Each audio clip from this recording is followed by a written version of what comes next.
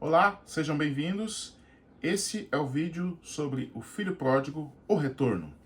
Ele está registrado lá no livro de Lucas, no capítulo 15, a partir do versículo 18 em diante. Então, nos vídeos anteriores, nós vimos a saída desse filho de casa e a forma como ele saiu, as motivações.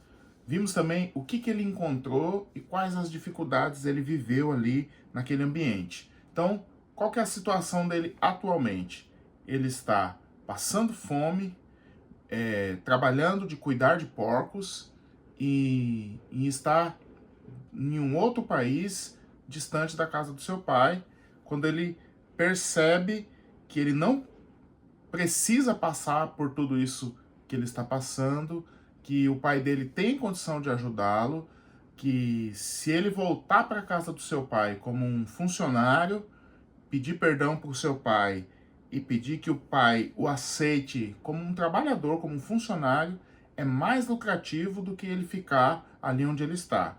E ele toma essa decisão de voltar para casa e pedir ao seu pai basicamente um emprego, ok?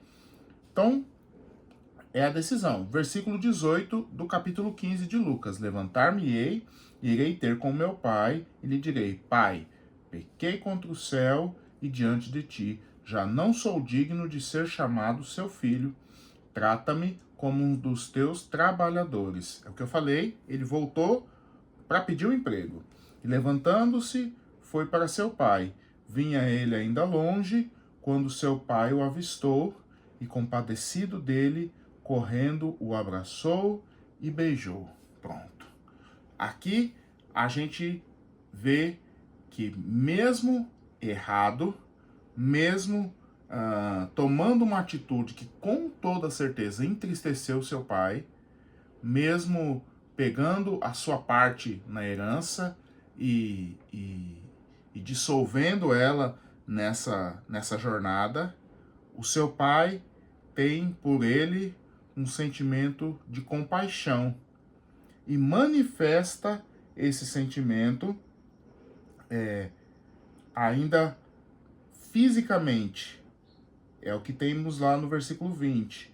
Vinha ele ainda longe, quando seu pai o avistou, e compadecido dele, correndo, o abraçou e o beijou. Você tem que lembrar que esse cara está vindo de uma jornada longa, já de fome, e o emprego dele antes era um emprego bastante insalubre para a condição onde eles viviam. Então esse cara tá sujo, tá fedendo, tá magro por causa da fome, e o seu pai o abraça e o beija, manifestando assim todo o seu amor e toda a sua compaixão. E a alegria dele é o fato de nós termos voltado. Voltar para a casa do pai é algo que alegra o pai, porque o mais importante para esse pai é ter o seu filho de volta. E essa vai ser a discussão da segunda parte. Essa vai ser a discussão. Porque, e o dinheiro que gastou? Mas a atitude foi errada. O pai, ele se alegra, porque tudo isso, todas essas outras questões são menores frente ao desejo que o pai tem de ter o seu filho junto a si. Ok? Vai pensando. E aí, o pai o abraça e o beija. No versículo 21, o filho vai fazer aquele discurso que ele já tinha falado que faria, de pedir perdão para o pai e de pedir um emprego. E é o que ele faz. E o filho lhe disse: Pai, pequei contra o céu e diante de ti. Já não sou digno de ser chamado teu filho. Aqui a gente consegue enxergar uma mudança no filho, porque mesmo o pai o abraçando e o beijando e manifestando que ele é bem-vindo ali, ele ainda assim não mudou de ideia. Ele mantém exatamente o mesmo discurso, que poderia ser um discurso de alguém que foi rejeitado pelo pai, de tentar convencer o pai de o aceitar apenas como um trabalhador. Ele, numa atitude de humildade, ele percebe a recepção do seu pai e ele mantém ainda o seu discurso. Pai, pequei contra o céu e diante de ti, já não sou mais digno de ser chamado teu filho, trata-me como um dos teus trabalhadores. Então, ele mantém o seu desejo de ser apenas um trabalhador, uma vez que ele já dissolveu a sua parte na herança, uma vez que ele possivelmente magoou seu pai e é o motivo pelo qual ele pede perdão. Então, pedir perdão demonstra reconhecer que está errado. Reconhecer que está errado. Pedir um emprego e não um lugar à mesa como um filho demonstra reconhecer que a sua parte enquanto filho você já dissolveu. Agora, o pai não quer nem saber disso. Essa é a parte boa. Versículo 22. O pai, porém, disse a seus servos: trazei depressa a melhor roupa, vestiu, põe-lhe um anel no dedo e sandálias nos pés. Trazei também e matai o novilho cevado, comamos e regozijemos. Então, o pai não vai o tratar como um trabalhador, como um servo. O pai permanece tratando um filho como um filho. Sabe por quê, queridos?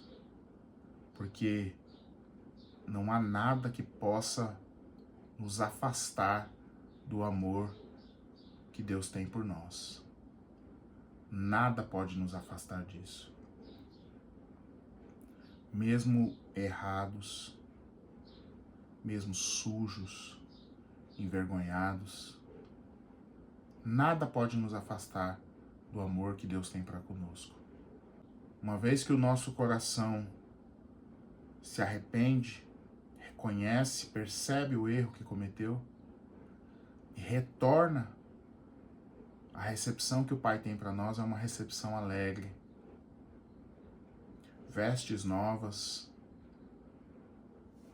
uma joia no dedo, sandálias nos pés, a ideia de que nós vamos voltar a nos vestir como os filhos do dono, sabe? Não como um trabalhador, não como um empregado da casa.